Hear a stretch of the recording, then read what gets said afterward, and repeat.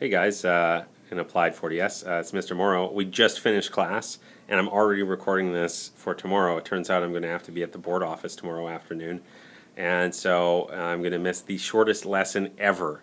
Today we're going to have two parts to our lesson. Part one, I'm going to define some new stuff. Okay, 2 new words today, that's all. And part two, you're going to do a little bit of work. And by the time the class is done, even though it's a short Wednesday class, you should be done it all. Oh, and by the way, that person typing in the background is Ms. Crook. Say hi, Ms. Crook. Hi.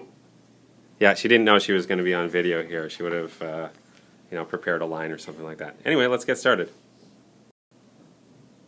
Okay, so here's the handout, which you should have out right now, which is we're going to look at the final thing, lesson 3.6. And man, I did a terrible job of copying and pasting here, so we're going to have to do some edits to this document right away. First problem is that I included all this stuff that's actually in the last page. This is crazy. Yeah, we already have all this, we have all this, we have all this. Check the last page, it's all there. Oh my goodness, this is terrible. There's a second error that I made, is that this second day was supposed to be about inverse and contrapositive, not converse and contrapositive. We've already done the converse. So it's about inverse and contrapositive, which I put up here at least.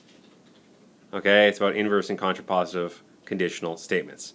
All right, sorry about that. Anyway, let's proceed to the actual lesson here.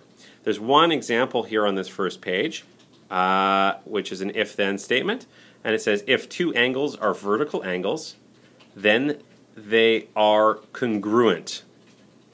Okay, if two angles are vertical angles, then they are congruent. Okay, so first off, maybe we need to decide what this means. Okay, vertical angles are the angles that are on the opposite side of some kind of intersection like this, so 2 straight lines. Okay, so those 2 angles that I've highlighted there are called the vertical angles. Okay, and congruent means that they are equal in size. Okay, so they're exactly the same size. Okay, so this is an if-then statement. Now we want to write the inverse and the contrapositive of that. Again, I copied and pasted all terribly here, so that's supposed to be inverse, not converse. All right. So the inverse of an if-then statement. Now what does this mean? Well, if you check your textbook, it will tell you very formally that an inverse negates both the hypothesis and the conclusion. Okay? So if the original statement is P, then Q, the inverse is not P, then not Q. All right, and that's the symbol for not. It's very exciting to have a symbol for just the word not.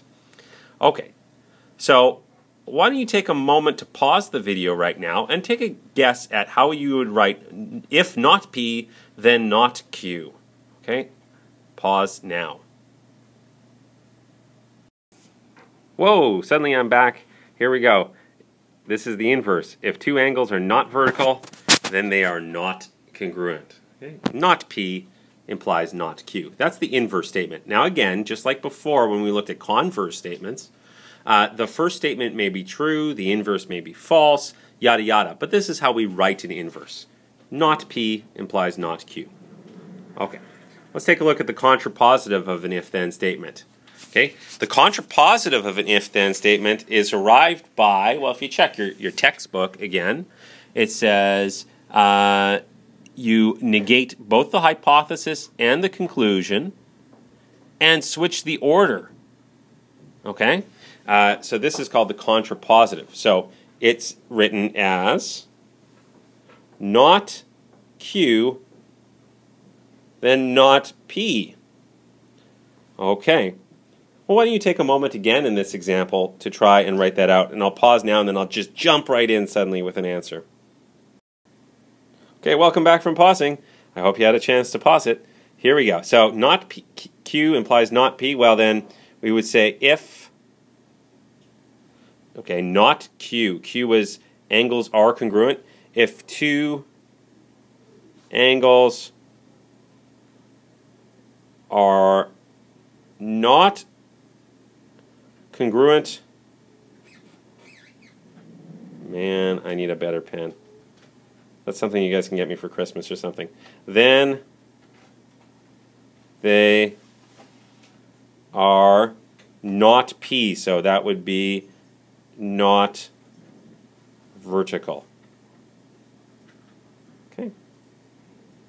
So that is the contrapositive. Okay, let's move on here. We had another page here, so this is the second page. If the original statement is true, its contrapositive must be true. Okay? This is a cool little note at the top of your second page. So if the original statement is true, its contrapositive must also be true. This is interesting. So what this is saying is that all you have to do is show that not Q implies not P, and you've actually proven that P implies Q. Okay? So it's odd, but equivalently, we could say that we could write it this way. P implies Q. Oops. P implies Q. And let me erase that. P implies Q. There we go. P implies Q is the same thing as saying not P implies not Q. Sort of weird to realize that, but those are actually the exact same statement. Try it out with some other examples and you would see that. Okay.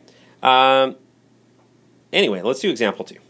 Find the converse and contrapositive of the following if-then statement and indicate whether each is true or false.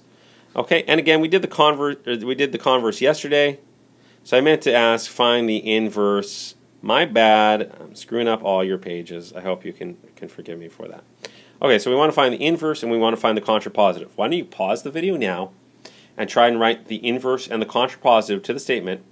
If a triangle is equilateral, then it also is equiangular. Good word. All right, pause now. Okay, welcome back. Let's see. So P is over here, triangle is equilateral, and Q is over here, equiangular. Wow, equiangular just means what it sounds like. Whatever that is. No, it just means that the angles are all equal. All the angles are the same. Okay, so if a triangle is equilateral, then it is also equiangular. All right, so the inverse statement is to say not P implies not Q.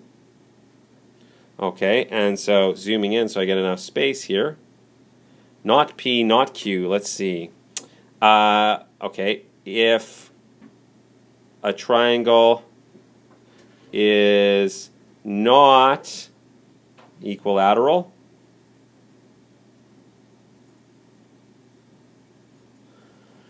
then it is not equiangular.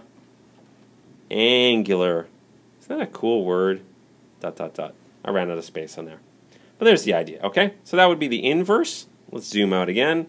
Whoa, what's going on? It's crazy. Okay, so now the contrapositive. The contrapositive is the statement not Q implies not P.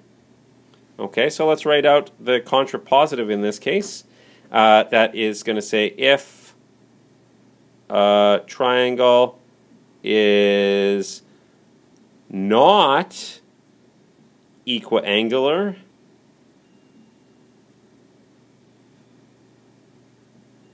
then it is not equilateral.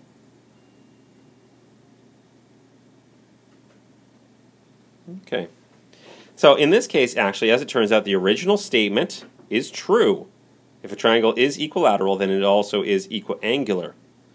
The contrapositive has to be true, since we've said that in our note above. So contrapositive is also true. The inverse happens to also be true. So if a triangle is not equilateral, then it is not equiangular. That's also true.